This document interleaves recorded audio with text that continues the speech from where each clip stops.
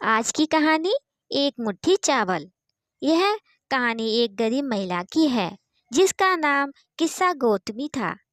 किस्सा गौतमी एक मान्य स्त्री थी और अपने परिवार के साथ जीवन यापन करती थी। उसकी दुनिया उसके छोटे बेटे के इर्द गिर्द घूमती थी। लेकिन एक दिन अचानक उसके बेटे की मृत्यु हो गई। बेटे की मृत्यु ने किस्सा गौतमी के जीवन को अंधकार में डाल दिया। वह दुख और पीड़ा में डूब गई और उसे स्वीकार नहीं कर पा रही थी कि उसका बेटा अब इस दुनिया में नहीं है।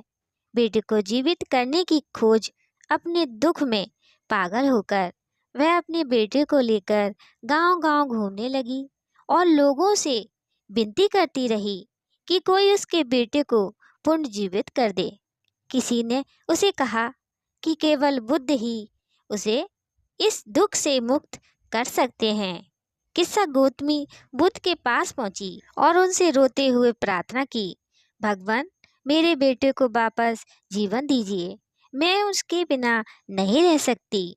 बुद्ध ने उसकी बात ध्यानपूर्वक सुनी और शांत स्वर में बोले, मैं तुम्हारे बेटे को वापस जीवित कर सकता हूँ, पर इसके लिए तुम्हें एक कार्य करना होगा। किस्सा गौतमी ने उत्साह से कहा, जो भी कहे मैं करने को तैयार हूँ।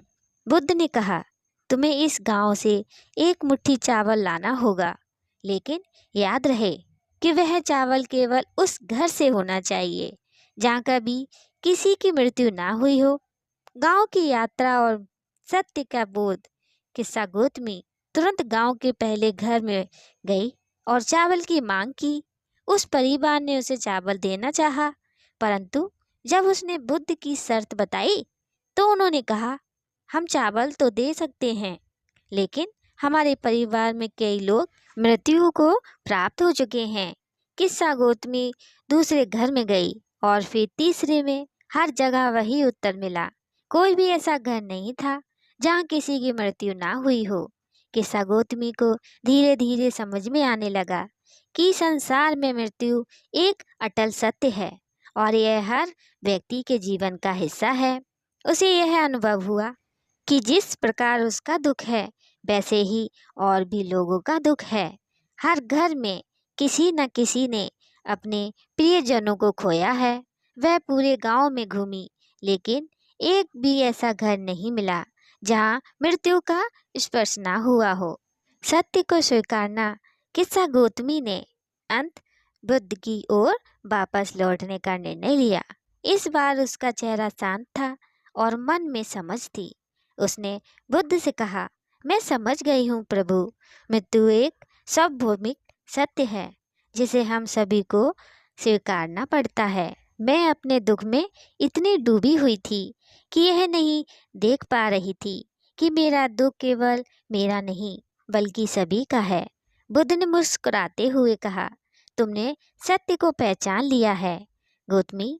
जीवन में दुख और मृत्यु अनिवार्य है, परंतु जो इन सत्यों को समझता है वही अपने मन को शांति में पाता है।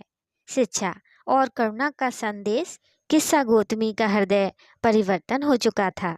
अब वह अपनी पीड़ा को एक गहरी समझ के साथ स्वीकारने लगी और जीवन के प्रति उसकी दृष्टि बदल गई। उसने अपने पीड़ा को सेवा और करुणा के माध्यम से अभिव्यक्त करना शुरू किया। उसने दुखी और पीड़ित लोगों की सहायता करना शुरू किया। उसके भीतर जो दुख था वह दूसरों की सेवा में बदल गया। दोस्तों, कहानी कैसी लगी कमेंट में बताइएगा। लाइक, सब्सक्राइब, शेयर भी कीजिएगा हमारी अगली कहानी के लिए। जय श्री राधे।